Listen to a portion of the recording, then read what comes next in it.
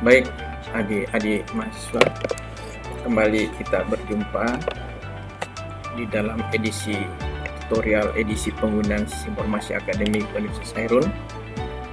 Adapun materi yang akan saya bawakan atau saya paparkan pada video tutorial kali ini adalah bagaimana kita melakukan pengisian KRS. Tutorial ini khusus ditujukan untuk mahasiswa. Baik, sebelum kita melakukan pengisian KRS, ada beberapa hal yang harus kita ketahui terlebih dahulu. Itu yang pertama, Anda baru bisa melakukan pengisian KRS apabila memenuhi beberapa syarat, yaitu Anda sudah membayar SPP, ini saya kira sudah jelas. Kemudian setelah Anda bayar SPP, maka Anda menghadap atau melapor ke Biro Akademik bagian registrasi online, dan di sana petugas akan meregistrasikan data Anda bahwa Anda sudah membayar SPP. Nanti setelah itu baru Anda bisa menginputkan atau mengakses KRS online jika BAKAPSI sudah melakukan registrasi. Walaupun misalnya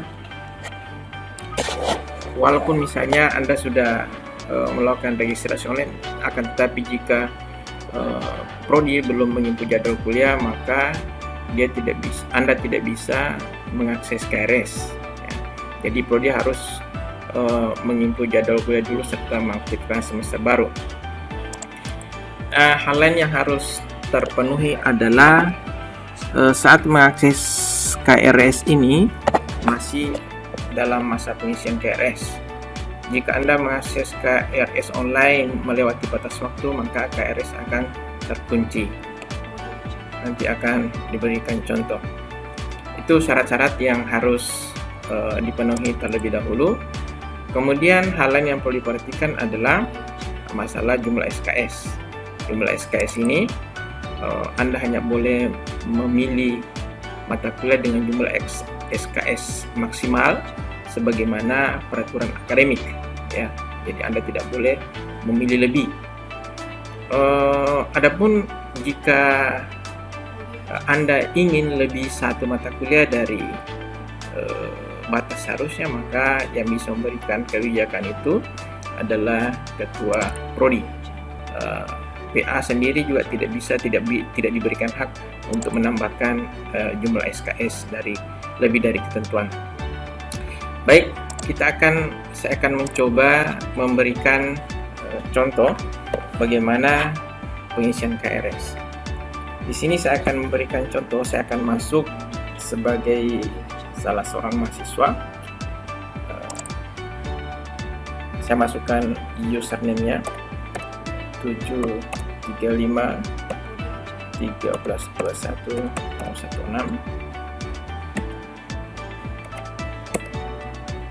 Saya isi passwordnya.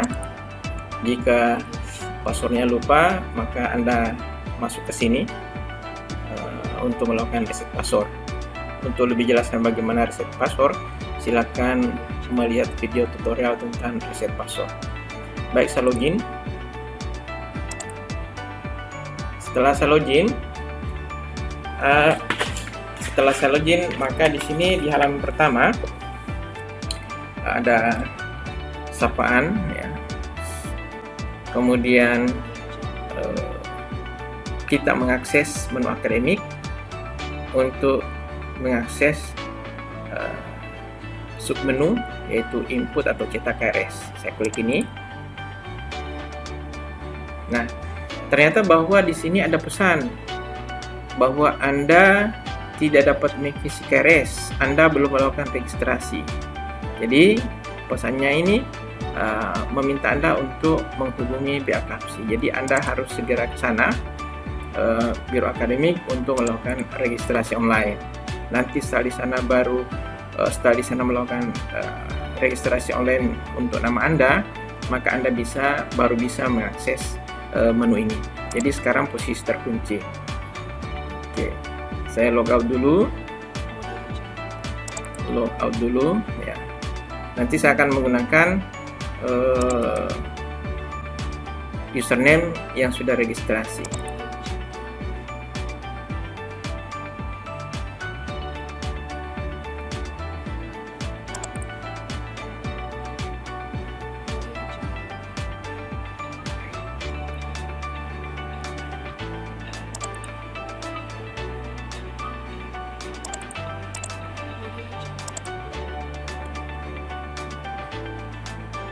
Nah, baik, saya kembali ke sini. Jadi sekarang saya akan masuk ke username yang sudah registrasi. Sebagai contoh di sini saya berikan username 7 35 14 11 05.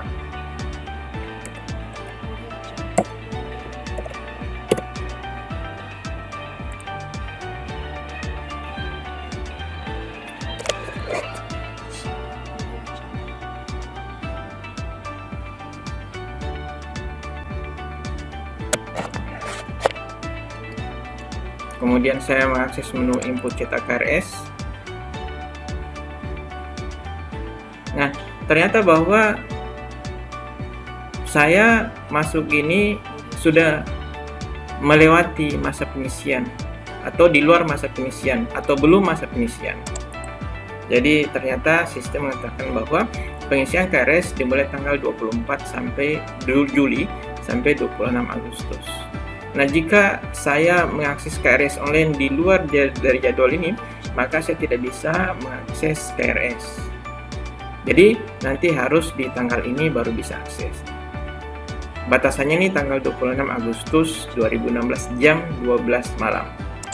Ya, agar supaya saya bisa memberikan contoh, maka saya akan melakukan setting untuk pengisian KRS. Saya setting ulang. Untuk sekedar contoh saja, jadi sampai tanggal 22 bulan Juli. Oke, saya kembali ke sini. Oke, nah saya kembali mengakses input KRS di sini, sebagaimana cara yang tadi, tetapi bedanya adalah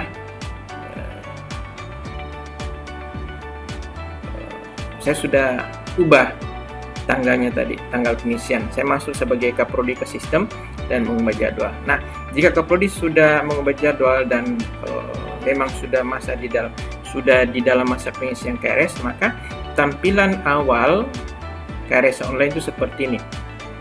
Ya, di sini ada perhatian ya. Kemudian dikatakan bahwa apabila melewati tanggal ini, maka otomatis mahasiswa dianggap cuti atau nonaktif. Ya. Nah, di sini ada nama mahasiswa yang bersangkutan, nama Anda. Kemudian di sini ada tombol input KRS. Tombol input ini untuk mengisi KRS. Nanti ini ada untuk mencetak KRS yang sudah diinput. Kemudian ini adalah untuk mencetak jadwal dari mata kuliah yang sudah kita pilih. Nah, sebelum mengisi KRS, perlu diperhatikan bahwa di sini ada juga data IP semester sebelumnya serta batas jumlah SKS yang boleh diambil pada semester ini. Oke, nah sebelum kita menginput KRS, memastikan saya bisa klik dulu untuk memperlihatkan kepada Anda bagaimana tampilan dari KRS online. Nah, KRS online itu seperti ini ya. Ada mata kuliah, ada kode mata kuliah, hari jadwalnya, jam, kelas, jumlah SKS-nya, semester berapa, kemudian ada kapasitas tersedia, dan kita bisa memilih di sini, ya, memilih yang mana yang kita mata kuliah akan kita program. Tersedia di sini maksudnya apabila maksudnya bahwa kelas ini masih tersedia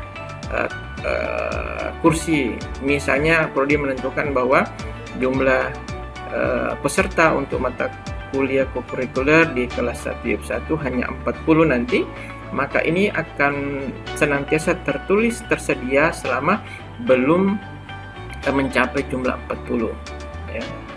Nah, untuk melihat jadwal ya, selain di sini untuk merancang-rancang rencana mata kuliah Anda, sebaiknya Anda print out ya sebelum memilih di sini, sebab ketika Anda sudah memilih mata kuliah Anda di sini, kemudian Anda simpan, maka Anda tidak bisa merubah kembali ya, Anda tidak bisa merubah kembali.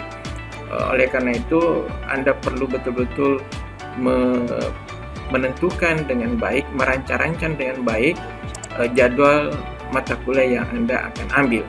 Nah, untuk itu Anda bisa melakukan print out jadwal melalui menu akademik.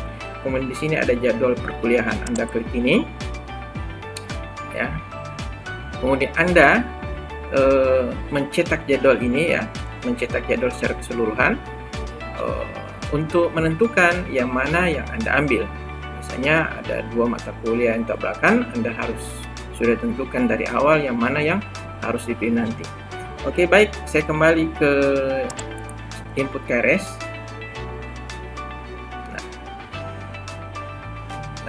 Kemudian saya input KRS, dikatakan bahwa di sini 24 SKS yang boleh saya ambil. Saya input KRS. Nah, saya misalnya sekarang posisi NPM kan 2014, berarti saya sekarang semester masuk semester 5 ya, semester 5. Berarti mata kuliah ini di sini yang saya bisa pilih. Anggap saja bahwa semester 1, 2, semester 1 dan 3 itu sudah terlewati. Nah, ini saya pilih mata kuliah ya. Sebelumnya ada indikator di bawah. Di sini PK 3,7, jumlah SKS yang sudah dipilih masih 0, maksimumnya 24. Oke. Saya pilih mata kuliah semester 5, jadi saya ambil semua. Ya. Saya pilih semua. Ya.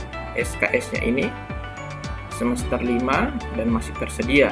Nah, kalau di sini nanti sudah tidak tersedia, berwarna merah, dan di sini Anda tidak bisa centang lagi.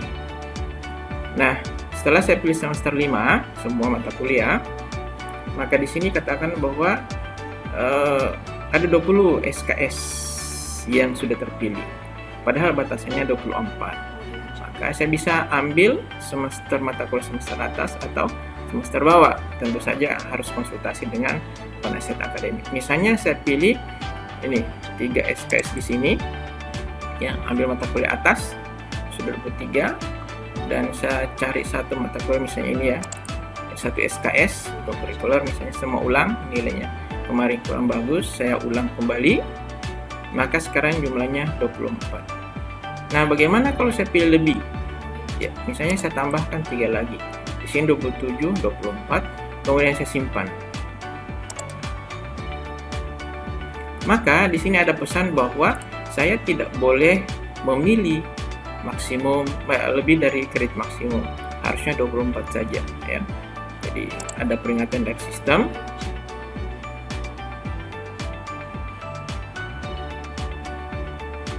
Ya, peringatan dari sistem. Jadi gagal, makanya saya harus pilih ulang. 1, 2, 3, 4, 5, 6. Saya pilih di sini tadi mata kuliah dan saya pilih kurikuler, sehingga jumlahnya pas 24. Kemudian saya simpan. Jadi sebelum Anda klik tombol simpan, Anda harus memastikan terlebih dahulu bahwa mata kuliah yang dipilih itu sudah betul-betul yang direncanakan. Nah, setelah kita simpan, maka di sini muncul daftar mata kuliah yang kita pilih tadi. Ya, tadinya belum ada, sekarang sudah ada, beserta dosen-dosen yang mengajar. Ya, sudah kelihatan di sini dosen-dosen yang mengajar. Ya, kalau kita perhatikan bahwa sebelumnya di jadwal itu belum muncul dosennya. Sekarang sudah muncul dosen-dosen pengajarnya, jadwalnya, hari, ya, kemudian kelas, jumlah SKS, nama mata kuliah. Jika Anda ingin mencetak jadwal, sini ya, ada cetak jadwal. Maka inilah jadwal mata kuliah kita, ya. Nama, kode mata kuliah, nama mata kuliah, kelas, hari, jam berapa ya, kemudian dosennya, jumlah ruangan tempat perkuliahan dilaksanakan, serta jumlah SKS yang diprogram. Kemudian oh ya, ini ada mungkin tadi saya melakukan kesalahan ya, ketika ada yang kurang diklik ya, sehingga 20 nanti jika terjadi seperti ini yang seharusnya 24 tapi Anda memilih yang terpilih hanya 20, ada ketinggalan 1-2 mata kuliah, maka Anda boleh ke penasihat akademik untuk merubah atau menambahkan mata kuliah selama masih di syarat ini 24 SKS ya. Jadi seperti tadi saya melakukan kehilafan ya, ada yang tidak tercentam dengan baik pada saat simpan dan hanya terpilih 20 SKS. Nah, jika seperti ini kondisinya, maka silakan ke penasihat akademik untuk menambah mata kuliah selama masih di bawah batas ini atau sama dengan batas ini. Nah, kemudian nanti kita juga bisa mencetak KRS ya, KRS-nya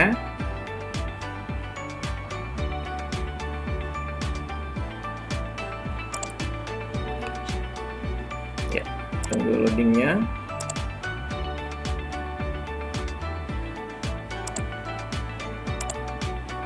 Ulang.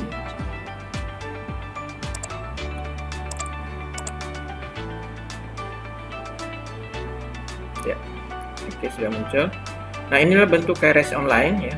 Jadi ada KRS nama, penasihat akademik, IPK, IP semester lalu, kemudian jumlah maksimum kredit yang dihabiskan 20 ya. Tadi ada yang kurang, yang telah lulus mata kuliah kita ada di sini. Kemudian inilah yang dicentang tadi ya, 1 2 3 4 5. Ternyata ini mata kuliah ini yang tidak sempat saya centang tadi ya, rekayasa perangkat lunak. Rekayasa perangkat lunak tidak sempat saya centang sehingga terlewati.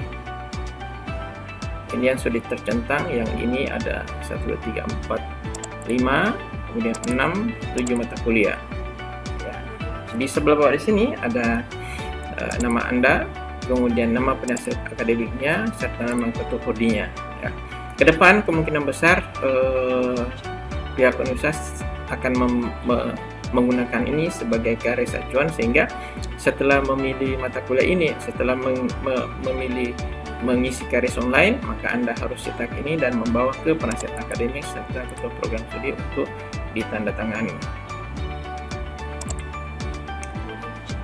Nah, setelah selesai, maka di sini tadi tombol inputnya sudah hilang, artinya bahwa mata kuliah ini Anda tidak bisa ubah sendiri, Anda tidak bisa tambah lagi atau kurangi lagi secara mandiri. Jika ada kekurangan atau perubahan mata kuliah, maka Anda harus menghadap ke penasihat akademik. Dan nanti penasihat akademik akan memberikan persetujuan terhadap mata kuliah yang Anda sudah pilih ini. Nah, setelah pengisian KRS, maka tugas Anda sudah selesai dan Anda siap kuliah sesuai dengan jadwal yang ada. Saya kira demikian untuk materi bagaimana pengisian KRS secara online untuk user mahasiswa. Demikian dan sampai jumpa di tutorial yang lain.